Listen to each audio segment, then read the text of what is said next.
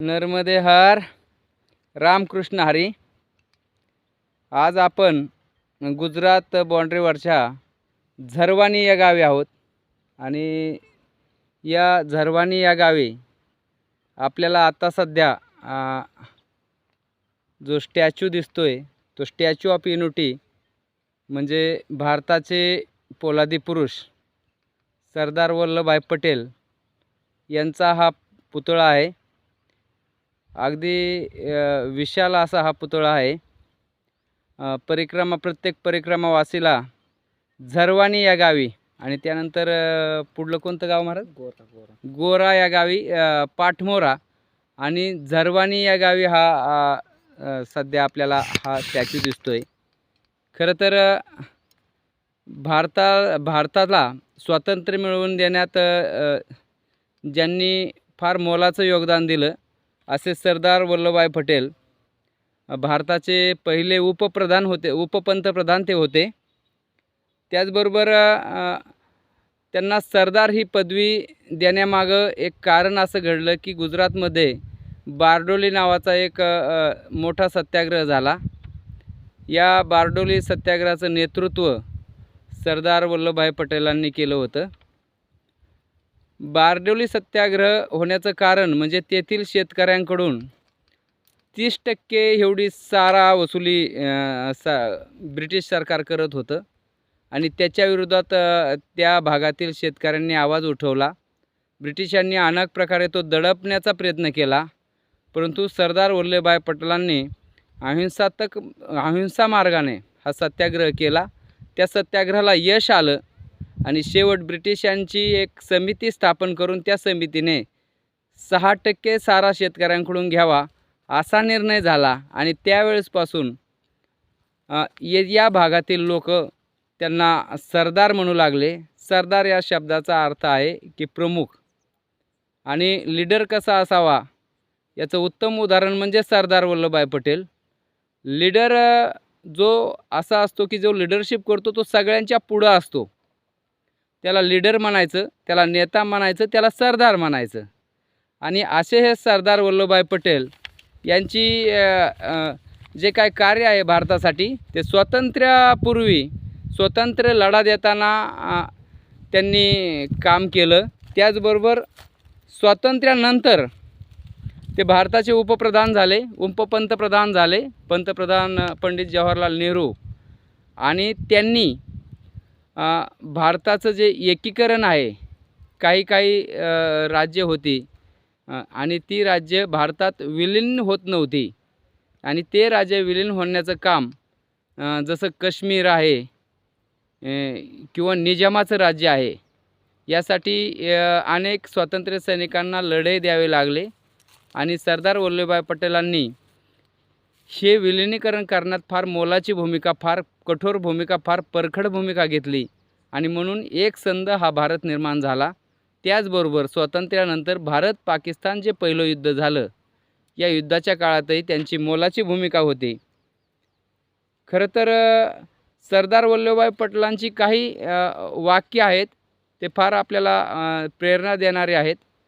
जसं आपण म्हणतो की वामनराव पैंचं वाक्य महाराज, काय भिवू नकोस मी तुझ्या पाठीशी आहे, अशी काही वाक्य असतात. तर सरदार वल्लभभाई पटेलांची जी काही प्रमुख वाक्य आहेत ते की सरदार वल्लभभाई पटेल नेहमी म्हणायचे की मान सन्मान जो आहे तो आपल्या योग्यतेनुसार मिळत असतो. आपल्या योग्यतेपेक्षा जास्त किंवा कमी मान सन्मान मिळत नाही, त्यासाठी कष्ट करावं लागतं.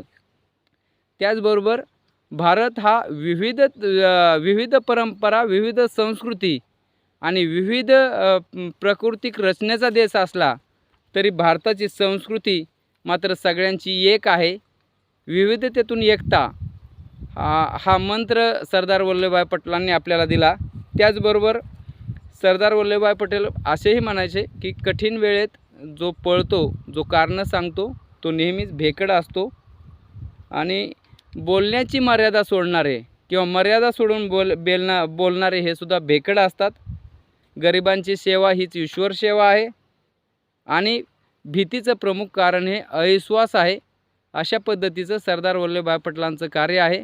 आम्ही परिक्रमेला जात असताना परिक्रमा मार्गातून सरदार वल्लभभाई पटेलांचा स्टॅच्यू दिसतो. इथूनच आम्हाला नमन करावं लागतं, कारण तो परिक्रमा मार्गाच्या बाजूला आहे आणि नर्मदा मैयत आहे, त्याच्यामुळं तिकडं जाता येत नाही. परंतु या महात्म्याला, भारताच्या या महापुरुषाला पोलादी पुरुष हे नाव महात्मा गांधींनी त्यांना दिलं होतं. आपल्याला शाळेमध्ये धडाही होता की भारताचे पोलादी पुरुष कोणाला म्हणायचे, तर असे हे सरदार वल्लभभाई पटेल किंवा त्यांच्या चरणानं पायधुळीनं पावन झालेली ही भूमी, या भूमीतून आम्ही परिक्रमा करत आहोत. त्या सरदार वल्लभभाई पटेलांना शतशः नमन करतो. नर्मदे हर.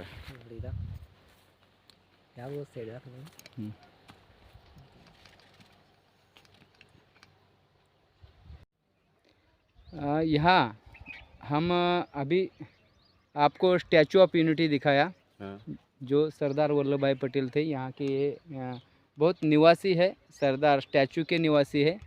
और जो सरदार वल्लभभाई पटेल का जो काम था वो किसानों के प्रति था, जैसे कि बारडोली सत्याग्रह, या किसानों का जो टैक्स कम किया, या किसानों के बारे में उन्होंने बहुत काम किया, तो इसीलिए उनको सरदार बोला गया। पहले गुजरात में बोला गया, बाद में दुनिया में अभी बोला जाता है। खासकर यहाँ डैम बना है, और डैम से ये 5 किलोमीटर की दूरी है।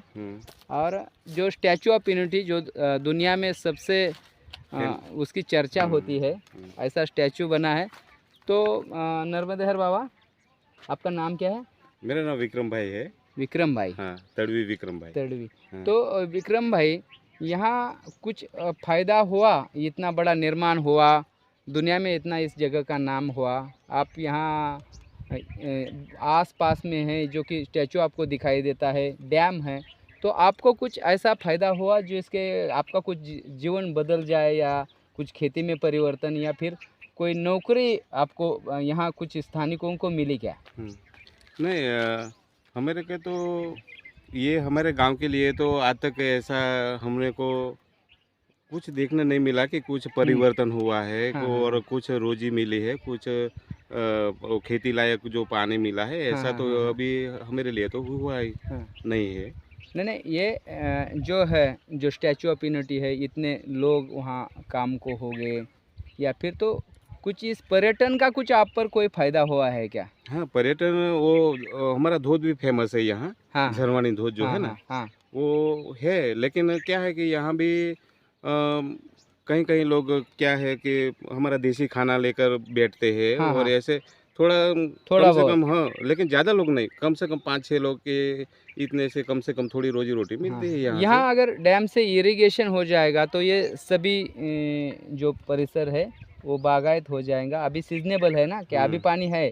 हाँ, अभी पानी रहता है क्या, साल भर रहता है गांव में? हाँ, गांव में तो नदी है बीच में, लेकिन बहुत दूर है। खेती के लिए ना, खेती के लिए नहीं है पानी। और मार्च अप्रैल तक तो यहाँ पानी, घर में भी थोड़ा पानी ज़्यादा अच्छा नहीं मिलता, कहीं भी सूख जाते हैं पानी। ये हेडपम्प है हमारा, यहाँ लगा है हेडपम्प, वो 300 फुट लगाया है, लेकिन ये कम से कम 2-3 महीने के बाद वो भी थोड़ा सूख जाएगा। वो पानी के लिए थोड़ा है तकलीफ। तो एक बात है जो कहने लायक है कि यहाँ जो सरदार वल्लभभाई पटेल जो किसानों के लिए काम करते थे, उनका इतना बड़ा स्टैचू बन गया, तो सरकार का काम है, उन पंचायत का काम है कि यहाँ के लोगों को कुछ सुविधाएं हो जाए। क्योंकि एक ऐसी बात होती है कि जब अणु पोखरण चाशनी हो गई भारत की पहली, तो उसका एक हमारे एक लेखक है यदुनाथ थत्ते, उन्होंने कहा था कि बुद्ध अभी हंस गए हैं, आनी बुद्ध हंसला, ऐसे नाम का एक पाठ था। क्योंकि बुद्ध जो शांति फैलाई दुनिया में, भारत में, उसी बुद्ध के भूमि में अणुस्फोट हो गया। तो ऐसी बात ना हो जाए कि सरदार वल्लभभाई पटेल के पास के लोगों को, किसानों को कुछ फ़ायदा ना हो, ये बहुत बुरी बात है। और यहाँ फ़ायदा मिलना चाहिए, ऐसा हमारा कहना। क्यों हम यहाँ से जाते हैं तो बहुत दुर्गम एरिया है ये, जैसे कि गुजरात से आप यहाँ देखोगे कि अभी तो सीज़न है, तो बिल्कुल हरा भरा है, सामान्य घर है यहाँ, जो पर्वत रांगा है सब है, लेकिन यहाँ की खेती को पानी चाहिए, ऐसा हमारा भी कहना है। क्योंकि 5 किलोमीटर अब इरिगेशन हो सकता है, सरकार की अगर प्रयास करे तो बिल्कुल हो सकता है। और सरदार वल्लभ भाई पटेल के आसपास के स्टैचू के लोग सुखी हो तो ये हमें ऐसा लगता है। नर्मदे हार। नर्मदे है। ये मैंने जो